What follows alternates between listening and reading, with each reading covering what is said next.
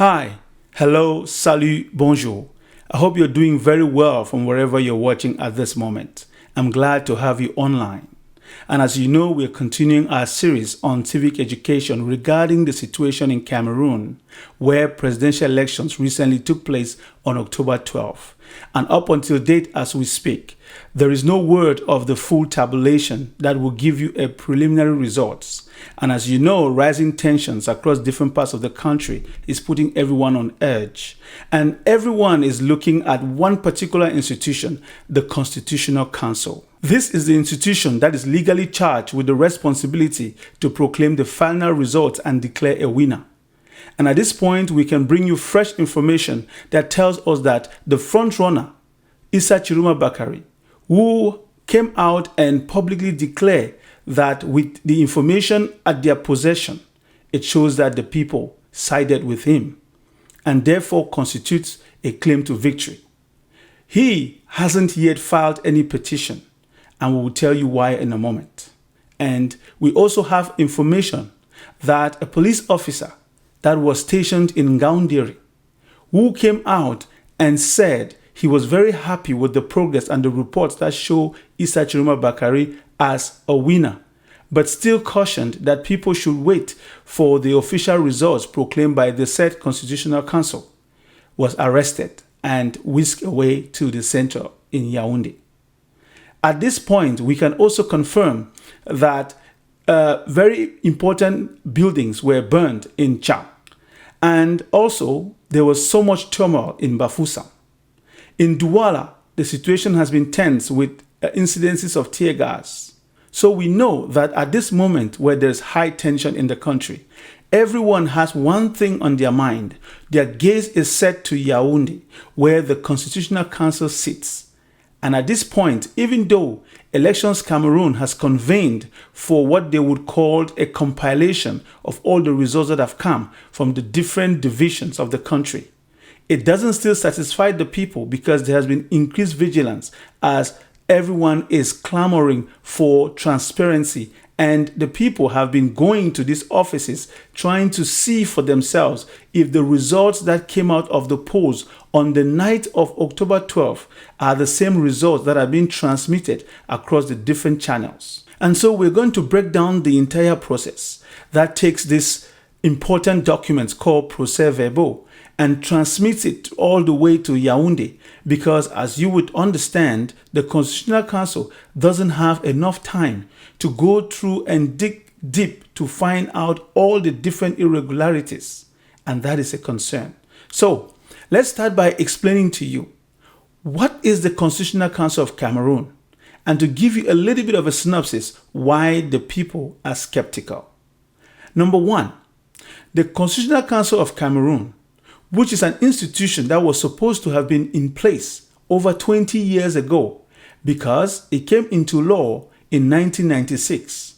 But you would be surprised to know that it is only up until 2018 in February that this council was put in place.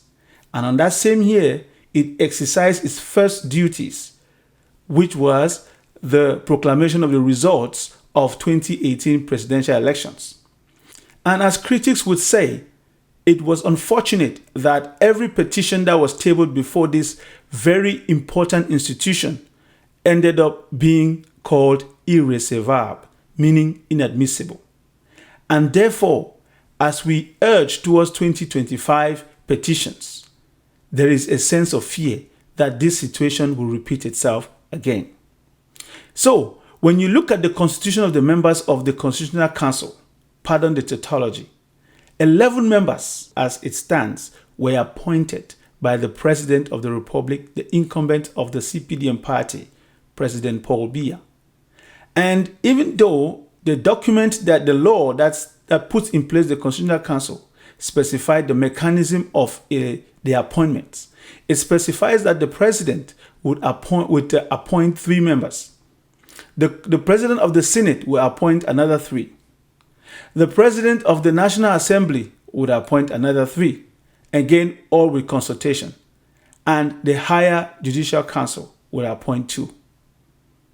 But as it stands, given the situation on ground, it turns out all these people that are there, the 11 altogether, were all appointed by the President of the Republic.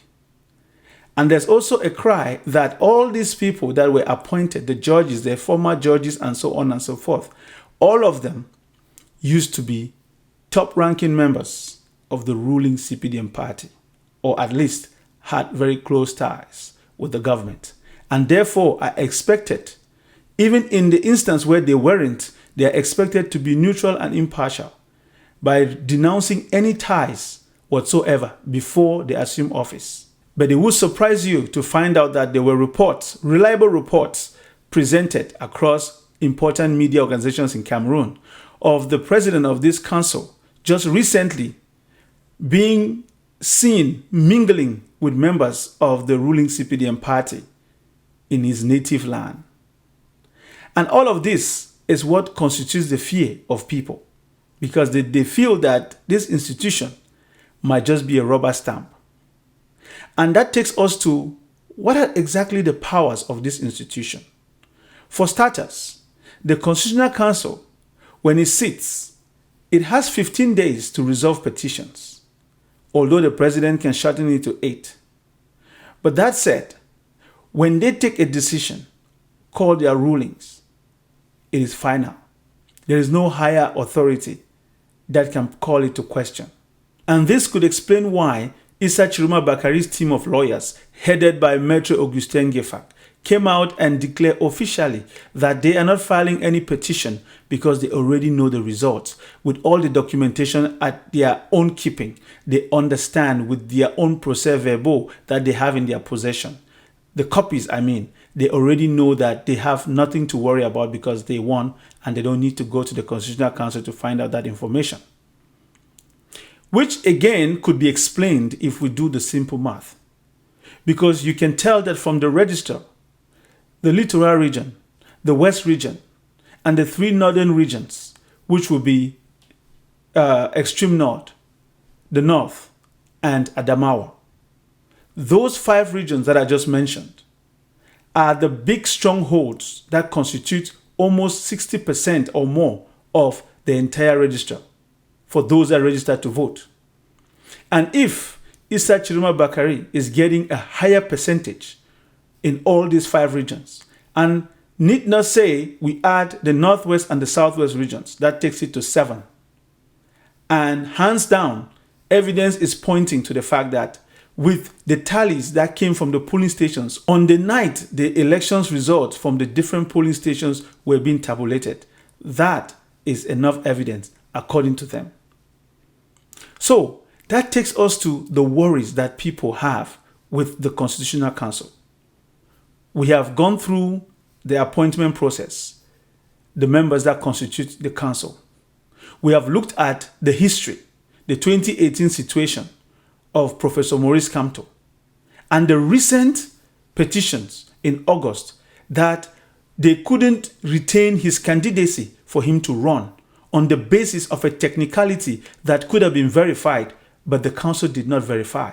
So the people say they don't have faith in this institution, and which is rather unfortunate, because this is the highest institution of the land that has powers to question the constitution, to call the presidency to order, to take certain steps to manage the affairs of the state with all integrity and impartiality, and above all, justice that is seen to be done.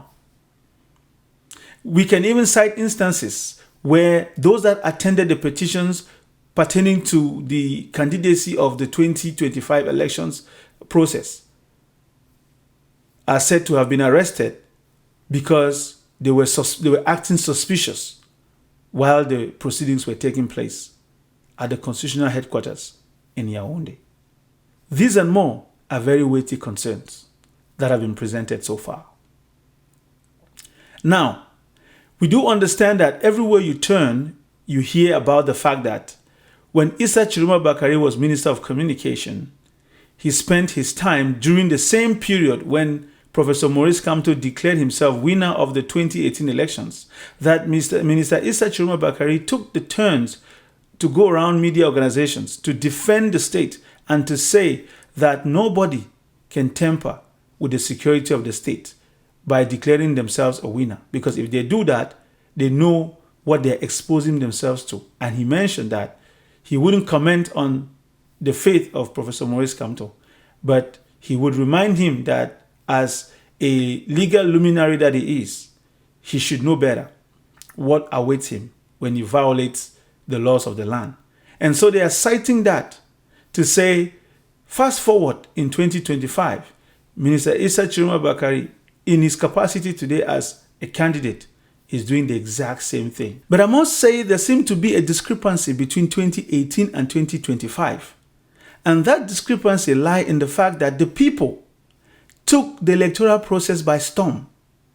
They made their own choice of candidate. They decided to put their full weight behind Issa Tchiroma Bakary. And how do we know this? It so happens that for so long, the people have been demanding that the opposition candidates come together and try to form a coalition, at least present to them one or two candidates that they can focus on. But it so happened that the people got fed up and tired of waiting for politicians to make that decision. And they watched the scene for so long, decided to throw their weight behind Issa Tchiroma Bakary. So it's really not about Issa Tchiroma Bakary's record. It's more about his sincerity, his openness, his ability to connect with the people, and his humility. The fact that he admitted so many wrongs and was also able to adopt the different terms and conditions that were placed before him by the movement called l'Union pour le Changement. And these are very important steps that distinguish him from other candidates. So of course he may have been a candidate that stood on the shoulders of Professor Maurice Kamto. But at the same time, it's not easy to just say in 2018 he said this, therefore in 2025 he can't be in that same position. Because this victory, it seems, the people have taken it into their own hands, and that's why they will go to any length to follow the process, something we haven't seen in Cameroon elections history before. So to answer some of the big questions that we've received so far, who is really in charge? Who has the final say? The Constitutional Council or the people? Because for more we know that the Constitution of the country guarantees the people's sovereignty in Article 2. And therefore, the Constitutional Council has the authority to interpret and guarantee this sovereignty. And the people are asking, they have waited 43 years for this change. Maybe this 15 days is 15 days too many. On that, we can say, maybe the people can exercise more patience, because out of the 15 days, almost 5 days have passed. So they have less than 10 days or more, or thereabout. And I know, based on everything we've presented, if the council repeats the 2018 scenario and dismisses all the petitions, although the team of Issa Tchiroma Bakary is not introducing any petition, let's just assume that the petitions of the other candidates are considered or dismissed. What would that say of the elections? Because I'm also going to use this opportunity to point out the fact that the Constitutional Council has the authority to cancel the entire elections. They do have that authority. And that is why it's not uncommon to see how on social media at this point, based on the petition that have been introduced by Cabral Libi and Joshua Ossi, it is believed that their introduction of petitions would trigger the Constitutional Council to annul the entire elections and therefore take away the victory from Issa Tchiroma Bakary and send everybody back to the drawing board. These are speculations, because until this comes to light, it's hard to believe that's possible.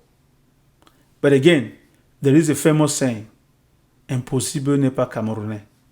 It is important to highlight the reason, one of the reasons why many political actors for many years have said the Electoral Code of Cameroon is not designed to favor any form of political transition through the ballot box, because everything is designed and tailored to suit the incumbent.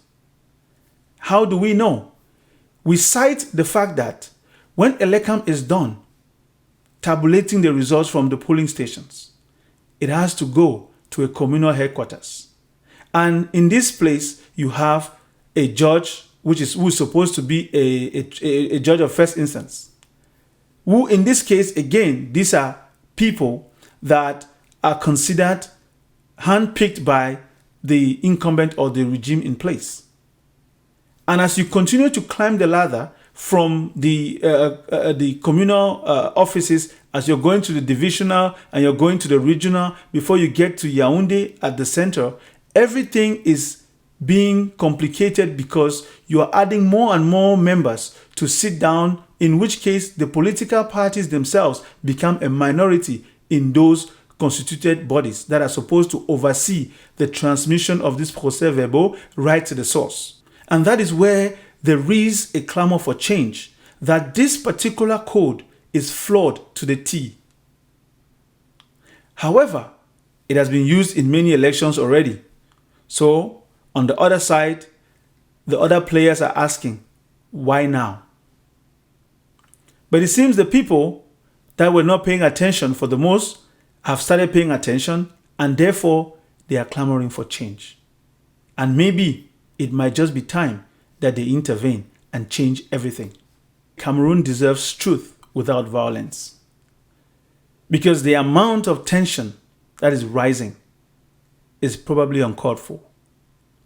And the people should be vigilant, but they shouldn't burn places, because it seems we are still at the starting blocks. And on that note, we want to highlight the fact that there is no need for any government official to threaten people. There is no need to create panic. There is no need for law enforcement to have a heavy hand. Because sometimes, if the people are reacting the way they are reacting, it may be because of the oppression they feel. And instead of using brute force, it's better to listen. It's better to guide. It's better to sensitize. It's better to lead. Because in all things, you would need these people to govern. At all costs, you would need these people to govern. And as we wrap up this series on the power and the value of the Constitutional Council, in reference to things that are happening on the ground as we speak, we can also highlight the fact that if Issa Tchiroma Bakary wins and is considered the president of the Republic of Cameroon, the outgoing president would become an ex-official member of the Constitutional Council. And in French they say, membre à vie. So he has to stay put and know that there could be need for collaboration, because how would the transition take place? But we do understand that he probably doesn't have to be at the Constitutional Council in order for the results to go in his favor. And what if the Constitutional Council declares Issa Tchiroma Bakary the winner? That would be a game changer, because it would instill high level of trust in the hearts and minds of Cameroonians for the institutions that they so want so badly to be for their voices. That is what is believed, and that is what those that are championing on the streets are saying. That they hope and wish that this Constitutional Council respects the results they saw at the exit polls. So, between law and legitimacy, the Constitutional Council is standing in between the people's core and the status quo. In this case, they would have to tread carefully, because the world is watching. Africa is watching. Cameroonians are eager to see what comes out of the Constitutional Council. There is hope. No one should despair. To all the opposition political leaders, they should remember one thing. Their inability to come out clear and support who they think or know won this election may just not work in their favor in the future. Because it's a matter of fact that all the 7 important political parties, or those that had candidates who ran for this election, they know the results. They know what happened.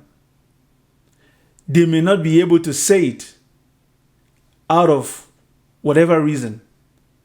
At least all those that have followed this process are saying that these politicians, these people of the opposition, they all have the same information. They have the results.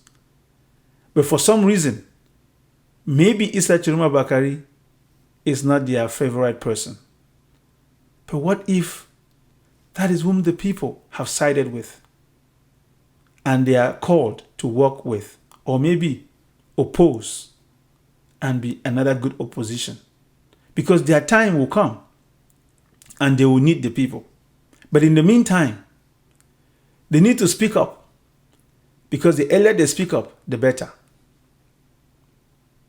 There is need to understand that all the representatives that were forced to sign off, as they say, on the different prevail, it's very unfortunate, because the reports come out and they're done.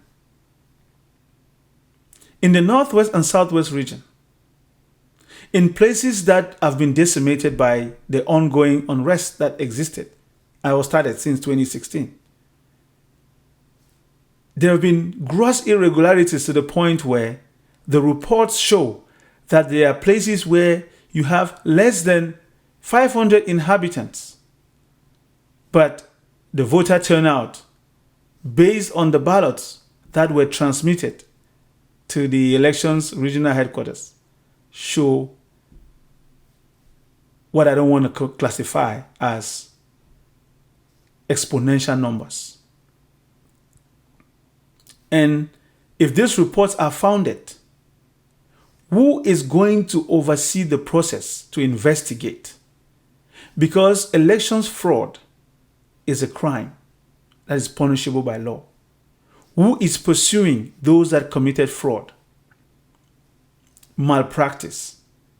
All these videos we see online, all these photographs and all these situations that the people had to resort to mob justice. Why are the judges not taking their powers and investigating these cases? Because the Constitutional Council would not go down that level. Which means there's a lot at stake here. And in so doing, that would instill some more faith in the people. And this brings me to a conclusion whereby I start by thanking those that were able to put up important platforms to gather data. Because that data is at least what is being put side by side with the prevail. And we're talking about those that conducted Project C. We're talking about those that conducted DISO. Maître Michel Doki, her team, Senior Eric Chinje, his team, and all the other platforms, because they did a lot to instill confidence in the people. And all the things we've seen so far point to some direction. Because if the Constitutional Council can step up and deliver a proclamation of results that is going to go in favor of what the people are clamoring for, that will be a big turning point in the history of Cameroon. But in the meantime, it's important that you stay vigilant, that you stay calm, that you stay collected, that you stay focused. Don't allow yourself to be rattled. Don't go into overzealousness and overexcitement and forget the essential, because the journey seems to have just begun. And therefore, your calmness, your composure would also put law enforcement officers on your side, in the sense that there is a time when the nation takes its full destiny, and every person involved in every walk of life also decides to have a change of heart and follow that destiny. And that is all what seems to be the cry of the people, based on all that we hear and see on the ground.